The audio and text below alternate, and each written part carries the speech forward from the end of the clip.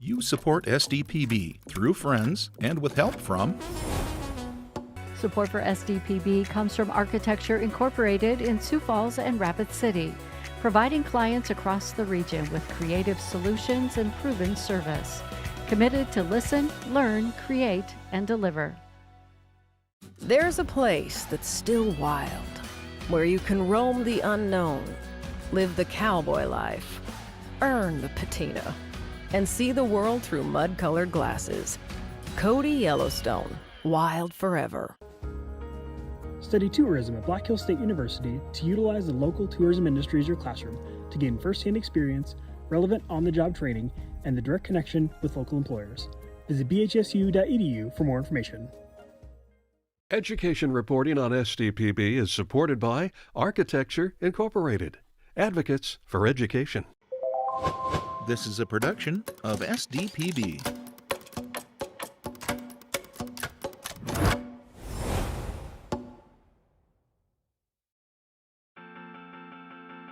A family vacation isn't just about sightseeing. In South Dakota, it could inspire future scientists. It's one of the great things about paleontology in general is that it's a great kind of gateway science into the broader world of science for kids, where they see dinosaurs and mammoths and they get really, really excited. The students that we're visiting with today are the STEM and technical workforce of tomorrow. So put on a hard hat, or maybe just a thinking cap. We're learning how the prehistoric past and particle research work together to educate locals and visitors alike. Science and tourism. That's tonight's South Dakota Focus.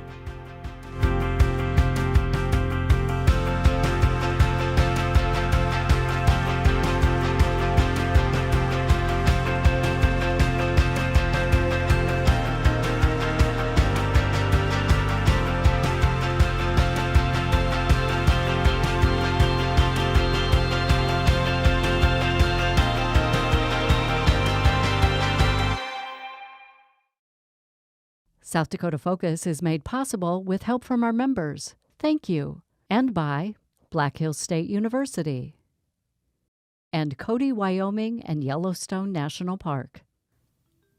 Tourism drives economic development in many South Dakota communities, but in Hot Springs, a housing development uncovered a unique opportunity. In 1974, developers uncovered a 7-foot tusk. Further excavation found an unprecedented number of mammoth fossils. The landowner donated the fossils to create the Mammoth Site of Hot Springs. It's both a research site and a tourist attraction. This year, the site is celebrating its 50th anniversary. Chris Jazz is the director of research at the Mammoth Site. If we had come in, if the site in '74 had been done like a lot of traditional paleo digs, they probably would have come in, removed everything, and the construction project would have continued. Here, because we have the building, we can take our time, and as new analytical techniques come along, as new methods of understanding the past come along, we can actually apply those to the site. For a long time, we thought the site was roughly 26,000 years old. Some subsequent work in the past few years suggests that the site is actually much older than that. In fact, parts of the site are now believed to be around 190,000 years old.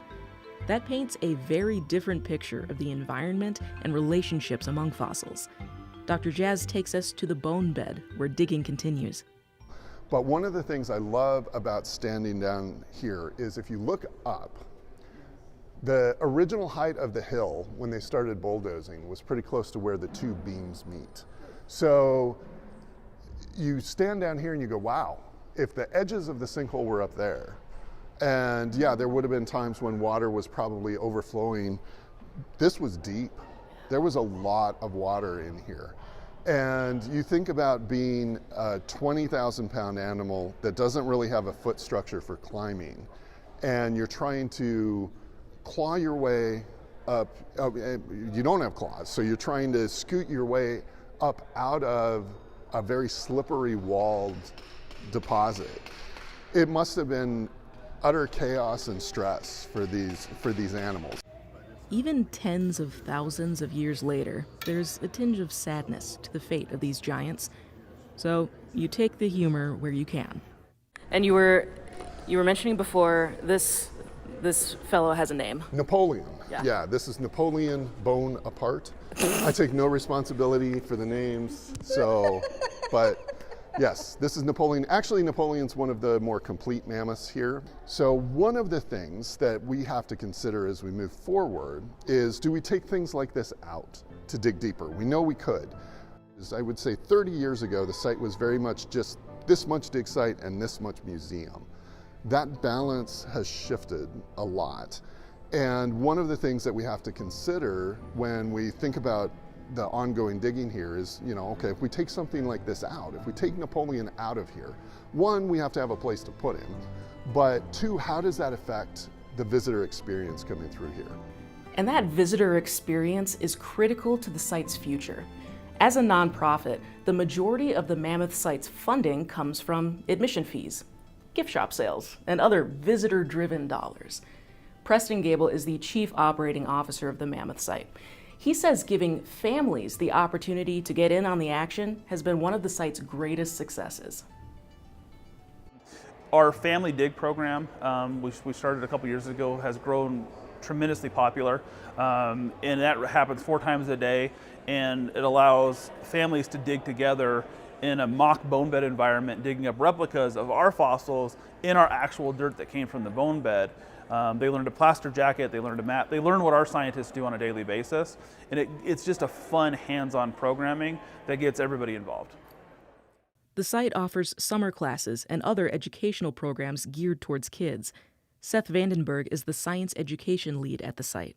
It's one of the great things about paleontology in general is that it's a great kind of gateway science into the broader world of science for kids, where they see dinosaurs and mammoths and they get really, really excited, and then you can use that as kind of an entry point to talk about, like, here's how ecosystems work, here's how, different animals are adapted to different environments, and it's really, really fun because as they start asking questions, every once in a while someone will ask a question that you're like, that'd actually be an awesome research paper, and so it's cool to see them kind of, thinking along the exact same lines that we are and getting, kind of arriving at the same questions that we have. The Mammoth site is a unique attraction, but its position at the southern tip of the Black Hills puts it just far enough out of the way for tourists visiting the more obvious attractions. Our biggest challenge is our geographical location. We're an hour south of Rapid City, 45 minutes south of Rapid City, and so getting the people to understand that Hot Springs has so much to offer. In fact, Hot Springs was one of the state's earliest tourism draws, thanks to the natural hot springs that give the town its name. Today's visitors still enjoy the springs, and the highway that runs through historic downtown is being updated for the first time since the mammoths were uncovered. Josh Krupinski is the executive director of the Hot Springs Chamber of Commerce. I'm not sure there's another downtown in the Black Hills with quite as much history and architecture, so that's going to be exciting. But clearly having attractions in town that people want to show up for is really critical. For instance, the Mammoth site sees more than 100,000 visitors a year. I do think location is key. Obviously we draw a lot from Colorado, Nebraska, South Dakota, Minnesota, and Iowa. I was at the Governor's Conference on Tourism back in January, and I know that Kansas City is now an expanding market for South Dakota. The annual Governor's Conference on Tourism is held in Pierre every January. It draws hundreds of industry professionals from around the state. That's when Tourism Secretary Jim Hagan presents his yearly industry update.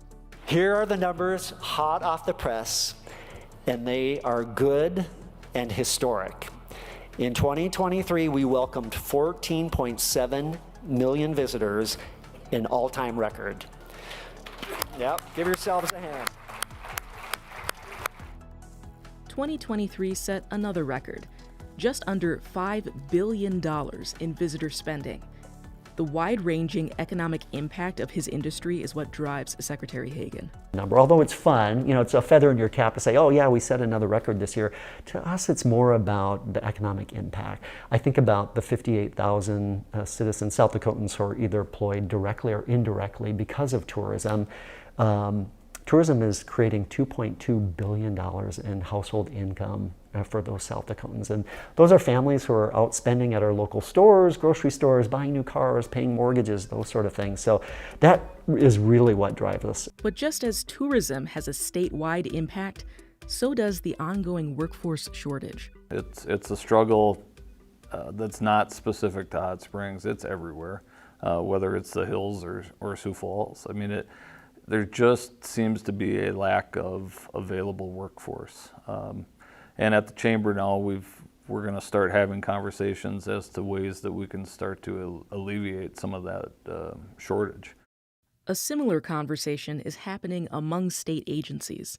One agency that we're looking forward to establishing closer ties with is the Department of Education, in finding ways that we can, share the message about the careers that can be found in tourism. I think oftentimes when people stop to think about this industry, it's like, oh, I think of tourism and I think of a frontline worker, maybe someone who's waiting tables or working at the front desk of a hotel, and those are really important jobs. But this is an industry that employs attorneys and accountants and graphic designers and marketing professionals and digital marketing professionals, transportation folks. I mean, there's just so many different areas of tourism where you can start a career and actually create a great living for yourself. So working closely with them to get maybe our technical schools, career and technical education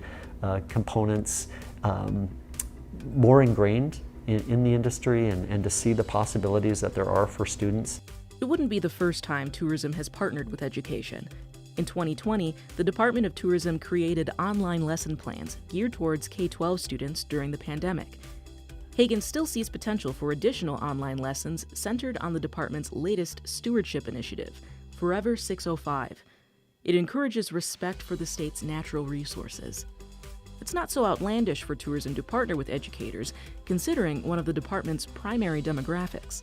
It's your traditional mom and dad, kids in the home, mom usually making the vacation decision, but they have always been our bread and butter, so it's those families for sure. As those families travel throughout the hills, it could be all too easy to miss the story of the world-leading research happening about a mile underground. The Sanford Underground Research Facility in Lead is hoping to change that. The Homestake Mine was the largest and deepest underground gold mine in the Western Hemisphere. Now, it's the deepest underground science lab in the United States. In the 1960s, chemist Ray Davis asked if he could use the protection of the Earth to conduct an experiment. He put a large tank filled with dry cleaning solution and a sensor in an unused cavern nearly a mile underground to measure neutrinos. Those are small particles that pass through matter. That experiment eventually earned him a Nobel Prize. In the early 2000s, when the gold mine closed, then-Governor Mike Rounds worked to convert it to a full-time science lab. With a $70 million donation from T. Denny Sanford, the Sanford Underground Research Facility, or SURF, was born. The Sanford Lab Homestake Visitor Center opened in 2015. It highlights the history of the mine and ongoing research into neutrinos and dark matter. Kelly Kirk is the director of the Visitor Center. Visitors can come and kind of, through our exhibits, our kiosks, our interactive experiences, really kind of get a sense of the scope of work that is happening here. And really, the history of Nobel Prize winning science, but I'm going to say the future of Nobel Prize winning science right here as well. SURF leaders believe the future of that research is sitting in today's classrooms. Every summer, LEAD hosts the largest free science fair in the state, Neutrino Day. Kirk says they saw more than 2,200 visitors this year. The comments that you hear, right, of kids who saw themselves in scientists who were presenting and now they would like to take more STEM courses or maybe even pursue a science career themselves. Kids who got to interact with scientists who are researching underground, ask their questions, maybe see their world a little bit differently because they get to see science all around them. The Visitor Center also offers tours during the summer months. We start in the Visitor Center and then we do kind of a historic tour of the community of Lead to learn a little bit more about this place where SURF is located. And then we get to go up on SURF property and go to the 1939 Yates Hoist Room, where we get to see the machinery that still moves people and machines underground today. Our tour was made even better with an enthusiastic tour guide, born and raised here in Lead. So my name is Mariana Pitlick. I am a guest support associate at Sanford Lab Homestake Visitor Center. I am 18 years old and I've been working here for about 4 or 5 years now. I love my job so much, not only because of all the people you meet. We meet people from all around the world here, most often from France and Canada, if you can believe it. I never thought those people could come to Lead, but here they are, and it's so great to talk to all of them. The Sanford Homestake Visitor Center sees about 55,000 annual visitors. Kelly Kirk says that's stayed pretty consistent in recent years. What we are seeing this year is a greater international visitation. Last year I think we had about 20 countries visit us. I think we're already over 30 for this summer. It's only August 1st. On this day alone, the guest book recorded visitors from France, Canada, the Netherlands, and Australia. But that's not the only thing Pitlick loves about her job. Here at Sanford Underground Research Facility, we're doing a ton of experiments underground with particle physics, biology, geology, engineering, and countless other fields. And I just get so excited anytime someone comes and talks to me about them. This is the kind of enthusiasm SURF is hoping to spread across the state. In Sioux Falls, the Washington Pavilion hosts the H2O Workshop in its Kirby Science Center. It's an interactive exhibit done in partnership with the research facility. Mike Headley is the laboratory director for SURF. We met at the pavilion before he gave a presentation on the economic benefits of local science research. We can't take everyone underground, so it's really kind of hard to tell that story. And so I think we've done a reasonable job in the Black Hills of sharing what we're doing, but really East River, we run into people all the time who are like, I've heard of you, I have no idea what you're about. And so really the partnership with the pavilion, it was really a way for us to partner with one of the premier science facilities here in the state to help get out the word about not just SURF and what we're doing, but the science of water, which is really a big part of our maintaining the underground lab, is being able to remove water and treat it and do that responsibly. And when he says water management is a big concern, he means it. SURF has removed 10 billion gallons of water from underground in the 16 years it's been operating. We really want to be a good steward of the environment, and so how we deal with water and how we interact and interface with the environment on that is really a big deal for us. Promoting STEM education is a personal mission for Headley, but not because he dreamed of being a scientist when he was a kid. As a boy growing up in Brookings, he dreamed of being a fighter pilot. And I actually did go in the Air Force for a while, but I built satellites and ground systems for satellites, and really an incredibly STEM heavy field that was, I was classically trained or university trained as a computer scientist, and being able to work with computers that are tens of thousands of miles up in orbit where you can't lay hands on it. And if it has a malfunction, you have to figure out how to fix that from here on the Earth. And so I think that process of figuring out what I wanted to do when I grew up really kind of pushed me in a direction of science, technology, engineering, and math. The dimension that SURF brings is we have an incredibly strong focus on K-12 STEM education. And so when Denny Sanford worked with then Governor Mike Rounds for the $70 million donation, it wasn't just establishing a world-leading research facility, but it was also creating very unique educational opportunities for our kids. And as a father of a 16-year-old, wanting to have opportunities for her to grow up in a state where there's great STEM opportunities was really a big deal for me. And so it really is one of the big areas that beyond world-leading science that I get a lot of energy from, is being involved with our K-12 STEM program and watching that grow over time. A space like this H2O workshop fulfills the organization's mission of intergenerational learning. Nicole Reiner is SURF's Director of Education and Outreach. Parents might learn how to interact better with kids, like how to ask questions or how important just the hands-on play is. And I know parents know that, but it's really easy to see when they're actually doing it. So the kids might learn something about cause and effect, like how doing a certain motion impacts a ball or where the water goes or how to solve a problem. Lots of problem solving when you're thinking about how to make things go in different places in this particular water exhibit. And so parents have that chance to interact, and they have a chance to think about then how do I keep asking questions and get my kiddo to keep engaging and keep wondering and keep being curious. Putting a resource like this in the state's largest city is no accident. Sioux Falls sits at the intersection of the state's two major interstates, a key thoroughfare for in- and out-of-state visitors. The city is also leading an ever-growing arts and entertainment scene in the southeast corner of South Dakota. In fact, this area of the state has out-earned the Black Hills in visitor spending in the last couple of years. It's a fact not lost on Jim Hagan, whose department partners with each region of the state to attract visitors. We're really only limited in our reach by resources in terms of our marketing dollars, but we have a product, Jackie, that I would argue not many states have it in terms of having this universal appeal all across the entire country. And to have that anchored by something like Mount Rushmore National Memorial, which really is on everybody's bucket list. And then as people are seeing the progress now at Crazy Horse Memorial and wanting to see that and add it to their bucket list, as people hear more and more and more about Sioux Falls and the way Sioux Falls is just bustling and growing, and the arts and culture scene there, the culinary scene, but really just statewide. Museums, active research sites, and other STEM-related points of interest are also spread throughout South Dakota. To that end, I ask Hagan, might there be a future in science tourism?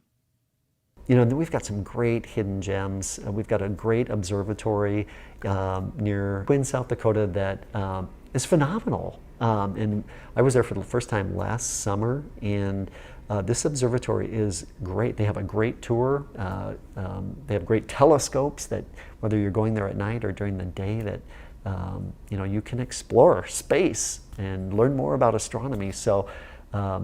Science tourism, I like that term, and we've got a lot of that. Just looking at, the paleontology in the state, the history of dinosaurs, the dinosaurs that have been found here, the best preserved T-Rex in the entire world, found near Faith, South Dakota. So there's a lot as it relates to probably K-12 education and how we can tie in even more. These sites are valuable to local communities too. Lots of communities have educational resources, but they often don't have the resources to have something as grand as this is. And so to have a place where lots of people come together is a really special opportunity then. So parents and families are traveling, that they can come with their kids and they can play, and they're playing with other kids that they've met from other communities or other areas. So they have a chance to talk to each other, they have a chance to meet new people, they have a chance to interact socially. Back in Lead, the Sanford Lab Homestake Visitor Center offers year-round programming and field trips to capitalize on the unique opportunity for local students. Kids get to ask questions and see the world around them a little bit differently as they realize that not all of the answers to science are in a textbook, that there's still so much we don't know, and that one day, as they pursue these questions, they might be the ones to answer what we don't know today. There's a not-so-secret hope that these students might answer those questions right here at home. One of SURF's missions is to inspire learning across generations. And we like to think that when we visit with students of all ages, that in inspiring their wonder and curiosity, they might come back as the next science intern, the next engineering intern. They might participate in an experiment at their university that brings them back to SURF, to go underground. So we're really kind of, those, the students that we're visiting with today are the STEM and technical workforce of tomorrow, who are going to be the ones who further answer the mysteries of the universe that the experiments underground are currently probing. These experiences can build confidence for local students, even if they're not directly involved with the science. You'd never know Mariana Pitlick's confidence didn't come naturally at first. She brings her high school speech and theater experience to her tours, but interacting with visitors helped her build interpersonal skills. When I first came here, I was shy, nervous little 8th grader, and just talking to people, understanding like where they're coming from, what their backgrounds are, what they're interested in, has really helped me understand how to interact with people a lot more. And that was something I really struggled with before. Being in theater for me is not just about performing on stage. It's not just about the great feats you can achieve. It's connecting with people. When you're on stage, you're presenting a part of a character, and hopefully that part of the character resonates with somebody in the audience, and so they feel a greater connection to the piece being performed on stage.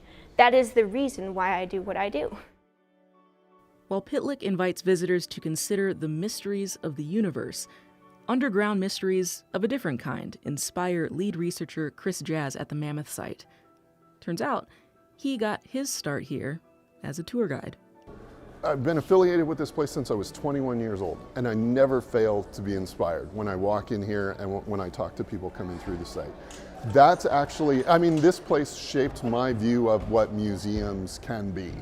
And there is something powerful to standing in the bone bed, or standing above the bone bed, seeing these animals right where they lived, right where they died.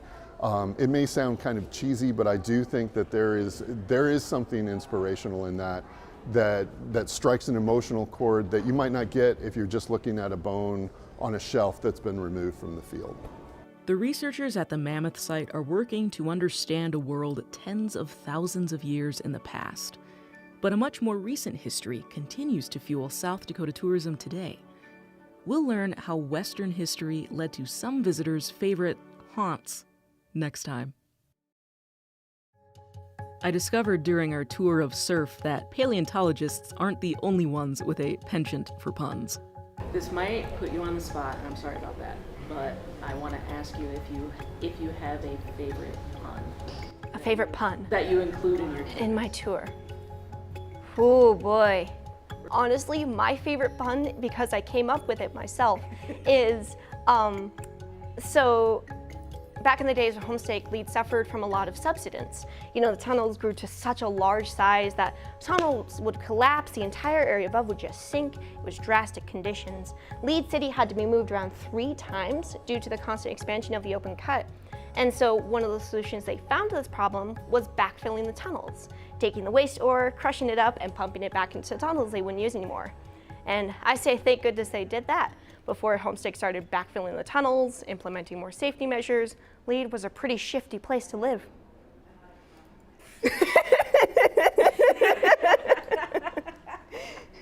That's my favorite pun.